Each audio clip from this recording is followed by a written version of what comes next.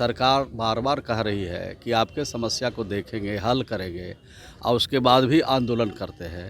इस पर एक प्लेटफॉर्म पर बैठ के दोनों को एक दूसरे की समस्या को समझना और उसका निदान निकालने की आवश्यकता है। आपकी बात को समझी गई है, सुनी गई है, उसका निदान के लिए आश्वासन भी सरकार की तरफ से दिया जा रहा है, तो आप क्यों बार बार उत्तेजित होकर के आंदोलन कर रहे हैं? नमस्कार, मेरा नाम प्रेम है और आप लाइव स्ट्रीम देख रहे हैं। देखिए, नियोजित शिक्षक अपनी मांगों को लेकर लगातार प्रदर्शन कर रहे हैं। आप लोगों ने देखा कि पिछले दिनों किस तरीके से पटना में कई हजार जो नियोजित शिक्षक हैं वो सड़क पर उतर गए। पहले गर्दनी बाग धरना देते हैं, उसके बाद तमाम जो नियोजित शिक्षक हैं वो बीजेपी कार्यालय पहुंच जाते हैं। उसके बाद उन पे लाठियां भी चटकाई जाती है। देखिए, अब विपक्ष के लोग कह रहे हैं कि जब हम लोग सरकार में थे, यानी बिहार में महागठबंधन की सरकार थी, तब कहीं ना कहीं नीतीश कुमार तेजस्वी यादव के दबाव में गांधी मैदान से ऐलान किए थे कि मामूली परीक्षा लेकर के उन लोगों को राजकर्मी का दर्जा दिया जाएगा। और अब जब नीतीश कुमार बीजेपी के साथ गए हैं तो बीजेपी के दबाव में आ गए। देखिए, नियोजित शिक्षक प्रदर्शन कर रहे थे, अपनी मांगों को रख रहे थे, उसी दौरान बीजेपी कार्यालय के बाहर जो नियोजित शिक्षक हैं उन पे लाठियां चलती है। देखिए, विधानसभा में तमाम जो नेता हैं वो पहुंचते हैं, जो मंत्री हैं वो पहुंचते हैं, सदन की कार्रवाई चल रही है, बजट सत्र है। सवाल सीधा बिहार सरकार के मंत्री श्रवण कुमार से किया गया। देखिए, नीतीश कुमार के बेहद ही करीब है, साफ शब्दों में कह रहे हैं कि शिक्षक का काम पढ़ाना होता है, ना कि धरना प्रदर्शन करना। देखिए, हम आपको वो तमाम बयानों को भी सुनवाने जा रहे हैं कि क्या कुछ कर रहे हैं। जो नीतीश कैबिनेट में मंत्री हैं, बीजेपी से विधायक हैं और बिहार सरकार के मंत्री हैं श्रवण कुमार, तमाम मुद्दे को लेकर क्या कुछ कर रहे हैं, पहले आप वो सुने। निर्वाचन है, लगता है कि निर्विरोध होगा। राज्यसभा में भी 7वां कैंडिडेट आने की उम्मीद दिख रही है। ये अच्छी परंपरा है, पहले से भी ये परंपरा रही है। बीच में कुछ परंपराएं टूटी थी, लेकिन इस बार स्पीकर के चुनाव में सर्वसम्मत निर्वाचित होंगे आदरणीय नंदकिशोर यादव जी।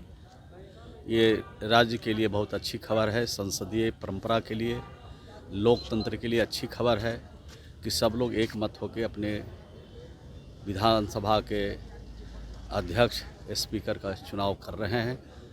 सभी माननीय विधायकों, सभी दलीय नेता को शुभकामना देता हूं कि इसी तरह की सोच रखें ताकि बिहार और आगे तेजी से बढ़ सके। राज्यसभा के लिए 7वां कैंडिडेट सामने आने की उम्मीद लग रहा है कि खरीद हो जाएगा। 3 विधायक आप लोग की तरफ से घट रहे हैं। नहीं, हमको इस बात की जानकारी नहीं है कि 7वां उम्मीदवार हो रहे हैं कि 8वां हो रहे हैं।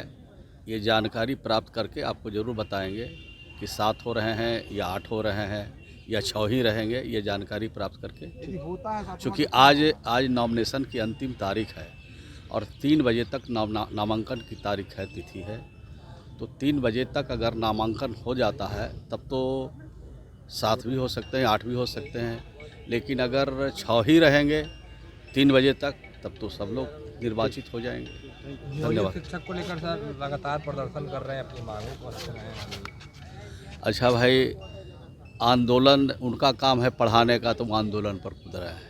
सरकार बार बार कह रही है कि आपके समस्या को देखेंगे, हल करेंगे और उसके बाद भी आंदोलन करते हैं, तो ये तो अच्छी बात नहीं है। आंदोलन तब होता है जब आपकी बात सुनी नहीं जाए, आपकी बात समझी नहीं जाए। आपकी बात को समझी गई है, सुनी गई है, उसका निदान के लिए आश्वासन भी सरकार की तरफ से दिया जा रहा है, तो आप क्यों बार बार उत्तेजित होकर के आंदोलन कर रहे हैं? तो अभी आप श्रवण कुमार को सुन रहे थे, तमाम मुद्दे को लेकर क्या कुछ कहा उन्होंने, आपने सुना है किस तरीके से कह रहे थे कि शिक्षक का काम पढ़ाना लिखाना होता है, ना कि धरना प्रदर्शन।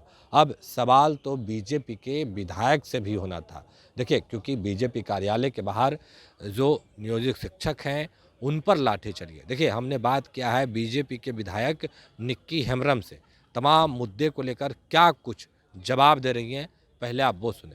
बात सुनने को तैयार है, तो आंदोलन नहीं करना चाहिए। नहीं, देखिए, ये जो समस्या नियोजित शिक्षकों के बारे में जो आप प्रश्न उठा रहे हैं, इस पर एक प्लेटफॉर्म पर बैठ के दोनों को एक दूसरे की समस्या को समझना और उसका निदान निकालने की आवश्यकता है और सरकार अपना प्रयास कर रही है। इसको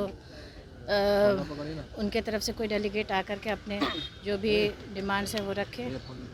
नहीं तो क्या ये अनुचित है? आप क्या मानते हैं? देखिए, अनुचित मान रहे हैं इस आंदोलन को? नहीं, अनुचित तब आएगा जब दोनों इक्वली एक जगह एक प्लेटफॉर्म पे बात करेंगे, उनकी क्या डिमांड और सरकार कहाँ कितने लेवल पे कंफर्टेबल है।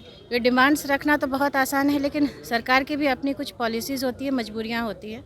वो सब देखते हुए जो एक न्यूट्रल व्यू हो उसको सामने में लेके आना चाहिए। शिक्षकों के ऊपर लाठियाँ चली है बीजेपी दफ्तर के बाहर।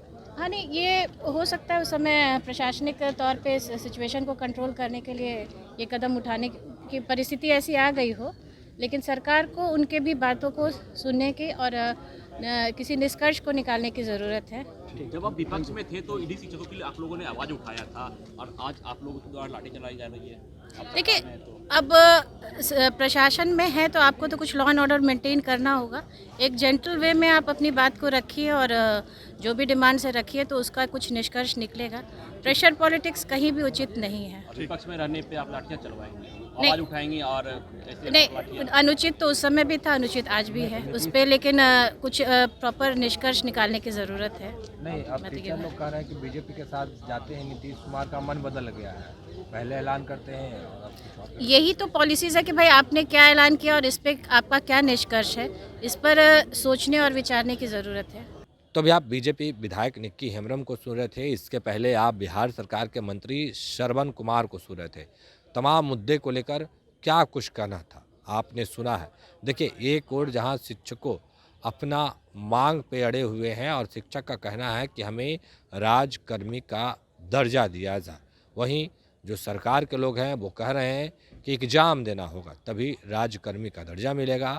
पर जो विपक्ष के लोग हैं वो कह रहे हैं कि जो के पाठक हैं, अपर मुख्य सचिव हैं, आईएएस हैं, अगर उनसे अभी भी आईएएस का परीक्षा लिया जाएगा तो फेल कर जाएंगे। उतना ही नहीं, जो विपक्ष के लोग हैं वो कह रहे हैं कि जब परीक्षा लेना था, एक बार पहले भी आप लोगों ने परीक्षा लिया, कई बार उन लोगों से पूछताछ किया, अब आखिर अंत में ऐसा क्यों आ पड़ा। देखिए, तमाम जो विधायक हैं वो अपनी बातों को रख रहे हैं, तमाम जो बयान है लगातार हम आप तक पहुंचा रहे हैं। अगर आप भी हमारे लाइव सिटी चैनल को सब्सक्राइब नहीं किया, सब्सक्राइब कीजिए। हमारे फेसबुक पेज को लाइक करना बिल्कुल ना भूलें, ताकि हर पल की अपडेट आप तक पहुंचता रहे। देखिए, हम तमाम जो खबर है वो आप तक पहुंचा रहे हैं सबसे पहले। फिलहाल के लिए इतना ही, बने रहे लाइव सिटी। धन्यवाद।